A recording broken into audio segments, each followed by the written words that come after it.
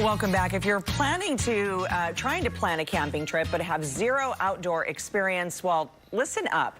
While this can be a great way to unwind and connect with loved ones, it also requires a little bit of planning. Yes, that can eliminate a lot of headaches if you plan in advance. Outfitter and owner of Flung Outdoor Center, Greg Henington, is here with tips to help us plan the perfect camping trip. Welcome to the show, Greg. It's great to see you. I love your virtual background there of Big Bend National Park. And, you know, it is so true that we're seeing road trips, the numbers are skyrocketing, RV trips. Before someone sets out on one of these adventures, whether they're seasoned or not, I mean, let's say they're a complete novice, let's just sort of break it down. We would love to have your advice. What's the first step? Well, you know, it's easy to say this, but plan. We are enjoying a lot of folks coming out to Big Bend right now because of just want to get out of the house, and Big Bend is a wide open place, and it's a great place to bring the family. We're seeing a lot of families coming out. But really planning ahead is the key, and that's everything from the right gear to understanding that temperatures are hot. They're hot all over Texas, but you know we're kind of the linchpin for heat out here. So just planning ahead is the key. And I have an old saying: "There's no such thing as bad weather, only bad gear." That is true, you know, and before we get into the conversation of gear, because you can't just walk in there without having the right shoes and backpack and water and things like that. But real quickly about Big Bend National Park, it's currently closed right now, but is it expected to open soon?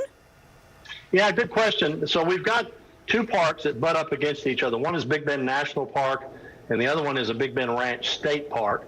The state park is actually open. It's about 250,000 acres. The national park is 801,000 acres. And we're hoping it'll open up. They're on a 14-day quarantine, and I think there's about 5 days left of that. And so we're hoping that it'll be a minimal offering, but at least people can get in and see the park. We're hoping that'll happen in the next week or so. And Greg, I understand that, I mean, while it's so great that as people have been quarantined at home during COVID-19, people want to get out, I understand you've seen a lot of people just sort of head that way without the proper gear, without doing their research. So let's get into the nitty-gritty and break it down when it comes to required, necessary camping equipment. We can't say that enough. Let's start with the tents. Yeah, so if you're going to go camping this time of year, you know, you need to plan a tent that's don't go out. There are all kinds of prices and brands out there. Don't go cheap on the brand, because out here particularly we get afternoon rainstorms and we get high winds sometimes. So you want to go with more of a dome type tent, much more stable in the wind. Spend a little extra money. There's all kinds of good brands, and the big stores all have them. And get something that when you're in the middle of a rainstorm, an afternoon rainstorm, that you're not just, you're wetter inside the tent than you were outside the tent. And also, you have to think about hydration, how to keep yourself hydrated on those hikes. And just as important as your tent, you've got to have the right shoes. Right.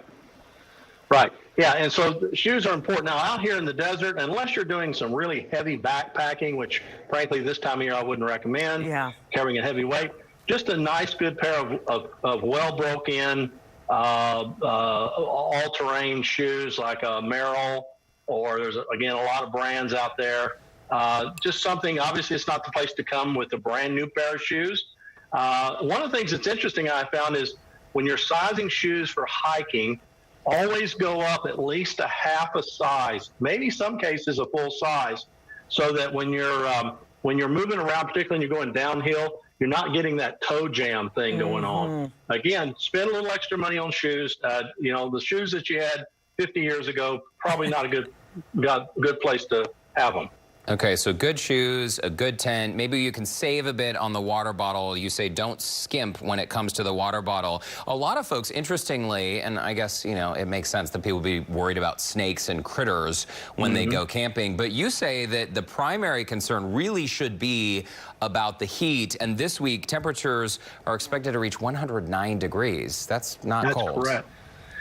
Yeah, so you guys are in Houston. I spent some time in Houston in my early years, and you're sort of like a wet blanket. You know, when you walk outside, you sort of know it's hot, and it just sort of smothers you. But out here, because of the definition of a desert is its rate of evaporation, that sweat that's on you is moving off of you as fast as it hits your skin. And so while it sort of feels good, you know, you've always heard people say, I love the dry heat. Well, the dry heat really will sneak up on you really, really fast. And so I would, hydration, it really, you know, water bottles are water bottles. There's all kinds of things on your back, things that you can carry. But, you know, the heat factor, getting ahead of your hydration is really important. And carrying a liter of water a day, real critical out here. Absolutely, especially when you're talking about the heat, if you're not used to being out and hiking and walking in those temperatures as well. A little bit about Far Flung Outdoor Center. You're living the good life after you left Houston and your banking job to settle there with your wife. And is it Valinda, your wife? Valinda is my wife, Yeah, and so living the good life, the two of you. Yeah, as we say, living the dream. We've been out here quite a number of years. This is 28 years for me, and we operate, own and operate this little adventure resort. We've got lodging, and we have all kinds of different tours, Jeep tours and ATVs. We started as a river company many years ago, and sort of grew it over the years. And we're just right outside the west entrance to Big Bend National Park. Very nice. It sounds like a beautiful place to live and work. Greg Henington with Far Flung Outdoor Center. Thanks so much for your time, and everybody stay safe this summer. Guys, thank you for having me on. Sounds good. We'll see you soon. And to our viewers, we will have a link to connect with Greg on our website, HoustonLife.tv.